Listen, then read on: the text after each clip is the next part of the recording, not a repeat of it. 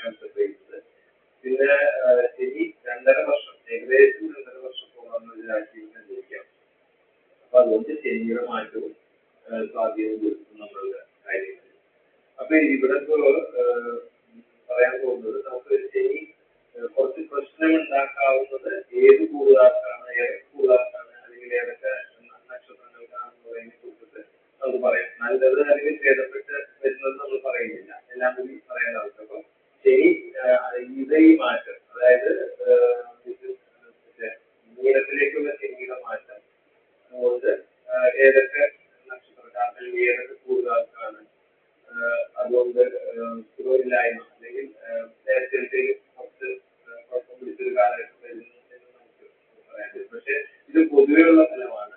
ഇത് ജാതകത്തിൽ ശനിയുടെ ബലവും ഇപ്പോഴത്തെ ദശയും വ്യാഴത്തിന്റെ എല്ലാം നോക്കിയിട്ട് വേണം നമുക്ക് കൺസിഡർ ചെയ്യാൻ. കാരണം ജാതകത്തിൽ ഇത് ബലമുണ്ടെങ്കിൽ ഈ ഫലങ്ങളൊന്നും ദോഷഫലങ്ങൾ അത്രയൊന്നും അനുഭവിച്ചു വരില്ല. കാരണം ജാതകത്തിൽ ഭേദമാണെങ്കിൽ കാര്യങ്ങൾ പൊതുവെയുള്ള ജാതകം നോക്കി പരിശോധിച്ചാലും കറക്റ്റ് അറിയാത്തുള്ളൂ.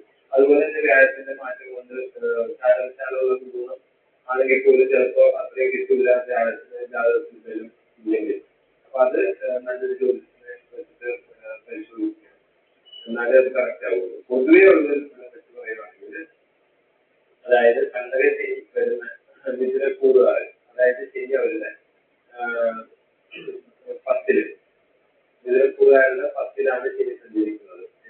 അപ്പോൾ മിഥുന കൂടുതൽ വരുന്ന നക്ഷത്രങ്ങൾ മകയിരം അവസാനത്തെ പകുതി, മകയിരം അല്ല തിരുവാതിര, പുണർദത്തിൽ മുക്കാൽ, ഇത് മൂന്നും വരുന്ന മിഥുന കൂടുതലായിട്ട് ഈ കണ്ടകശനി സമയമാണ് വരാൻ പോകുന്നത്, മാർച്ച് അവസാനം മുതൽ.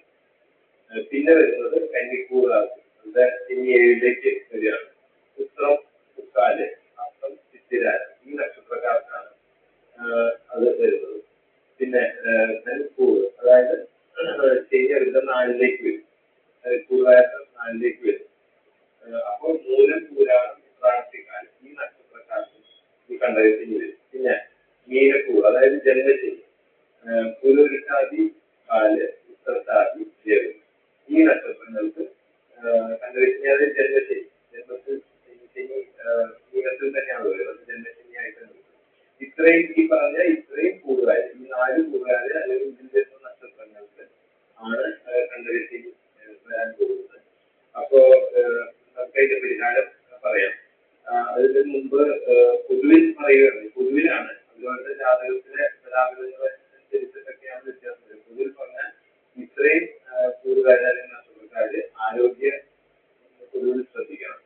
പിന്നെ വലിയ മോഡൊന്നും മുടക്കിയിട്ട് ബിസിനസ് ചെയ്യുകയോ വലിയൊരു ഇൻവെസ്റ്റ്മെന്റ് ചെയ്യാതിരിക്കുകയാണ് നല്ലത്. പിന്നെ പ്രാർത്ഥന കൂട്ടുക, പ്രാർത്ഥന നല്ലോണം കൂട്ടണം. പിന്നെ ഈ എന്തെങ്കിലും പ്രശ്നങ്ങളില്ലാതെ എല്ലാത്തിനും കയറി ഇടപെട്ട് പ്രശ്നങ്ങളില്ലാതെ, പ്രശ്നങ്ങൾ വരാനുള്ള സാധ്യതകൾ കൂടുതലാണ് ശനിയുടെ ഒരു. പിന്നെ കാര്യങ്ങൾ പൊതുവെ മന്ദഗതിയിലായിരിക്കും, അതായത് ശനി മന്ദനാണ്. അപ്പൊ അതായത് കാര്യങ്ങൾ പതുക്കെ നടക്കുകയുള്ളൂ, ചിലത് നടന്നില്ല എന്നുള്ളത് നമ്മൾ ആഗ്രഹിച്ച് അങ്ങനെ തടസ്സങ്ങൾ ഉണ്ടാവാം, കുറച്ച് അകലിയിലൊക്കെ നടക്കുകയുള്ളൂ. അപ്പൊ അങ്ങനെയുള്ള ഒരു ഇതുണ്ട്. അപ്പൊ ഇത്രയും നഷ്ടപ്പെട്ടാനാണ് അത് ശ്രദ്ധിക്കേണ്ടത്. നമുക്ക് പിന്നെ ഇതിന്റെ ഒരു പരിഹാരം പറഞ്ഞാല്, പൊതുവിലുള്ള ഒരു പരിഹാരം ശാസ്താവിന് ശനിയാഴ്ചകളിൽ എല്ലാവർക്കും അറിയാവുന്നത് പൊതുവിൽ ചെയ്യുന്നതാണ്. പറ്റാവുന്ന ശനി അല്ലെങ്കിൽ എല്ലാ ശനിയാഴ്ചയും അത് ചെയ്യും. പിന്നെ അതുപോലെ എള്ളു പായസം, ശാസ്താവിന്റെ എള്ളു പായസം ചെയ്യുന്നത്, ഹനുമാന് വിത്തിനമാല, നാരികമാല ഒക്കെ ചാർത്തുന്നതാണ്. പിന്നെ അതിലൊരു കാര്യം കൂടി, ബുധനും ശനിയുടെ മാനസിക ബുധനൊക്കെ വിലക്കുറവുണ്ടെങ്കിൽ മാനസികമായിട്ട് കുറെ ടെൻഷനൊക്കെ വരുന്ന ആൾക്കാർ ബുധനാഴ്ചകളിൽ ഹനുമാന് വിത്തിനമാല, നാരികമാല ഒക്കെ ചാർത്തുന്നതായിരിക്കും. പിന്നെ നവഗ്രഹ പൂജ, ശനിയാഴ്ചകളിൽ നവഗ്രഹ പൂജ അല്ലെങ്കിൽ ശനിയുടെ മാത്രം പൂജ ചെയ്യാം. പിന്നെ അന്നദാനം കൊടുക്കുന്നത് വളരെ നല്ലതാണ്. ഇത്രയും പൊതുവിൽ വരുന്ന ശനിദശ സമയത്ത് ചെയ്താൽ പിന്നെ മെയിനായിട്ട് പഞ്ചാക്ഷരി ഓം നമഃ ശിവായ ഒരു 108 തവണ ഡെയിലി ചെല്ലാമെന്നുണ്ടെങ്കിൽ അത് വളരെ നല്ലതാണ്. നല്ല ഭക്തിയോടുകൂടി ഭഗവാനെ അനുഭവിക്കാന്ന് പറയാം. നമ്മള് പ്രാർത്ഥനയല്ല, ശരിക്കും ഒരു താരയൊക്കെ ഭഗവാന്റെ നിർവ്വഹികള് താര ഒഴുകുന്നതായിട്ട് കണ്ടുകൊണ്ടൊക്കെ നമ്മള് അത്രയും പ്രാർത്ഥിക്കാം. അപ്പോ നമഃ ശിവായ ഒരു ചെല്ലുന്നത് വളരെ നല്ലതാണ്.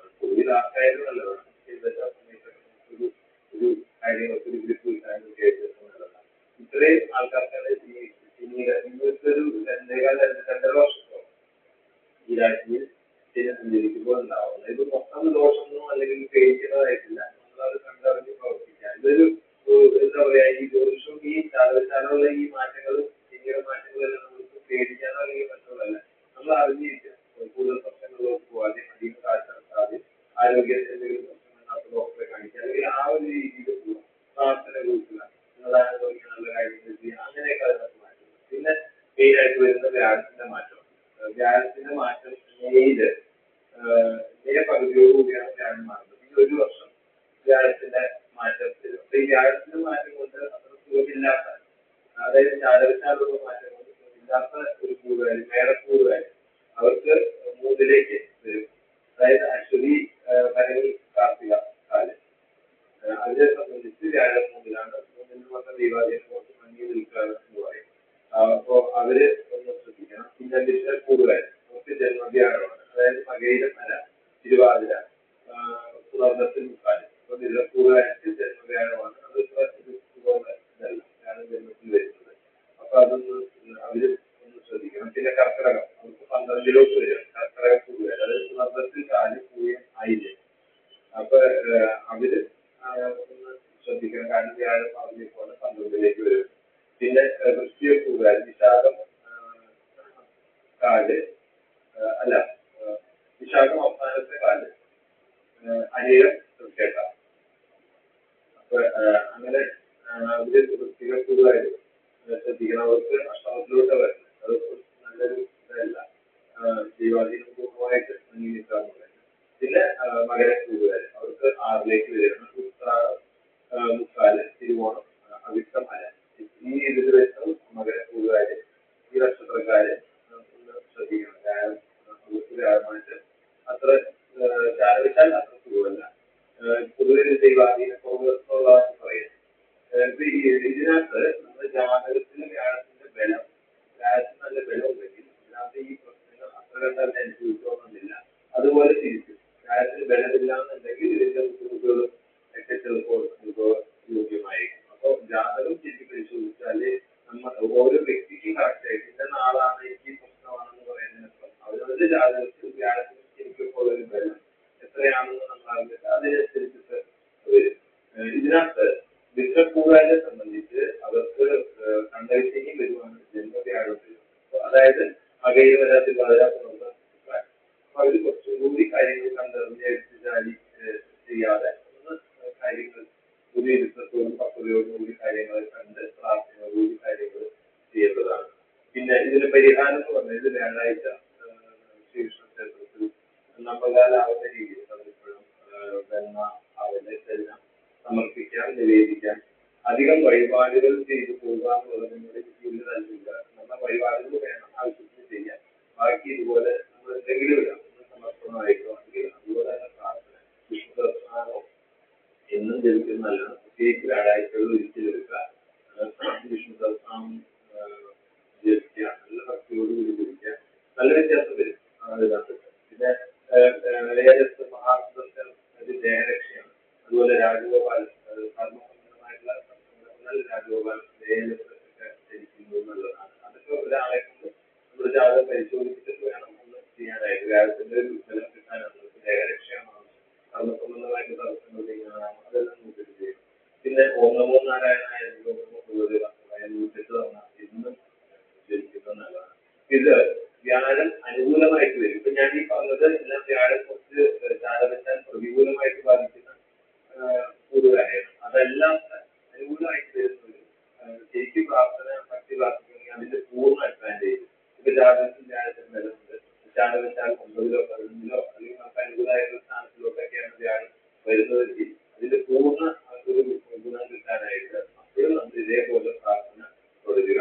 അല്ലാത്തവര്, അതായത് ഈ ബുദ്ധിമുട്ട് വരുന്ന കൂടുതലായിട്ട് അവര്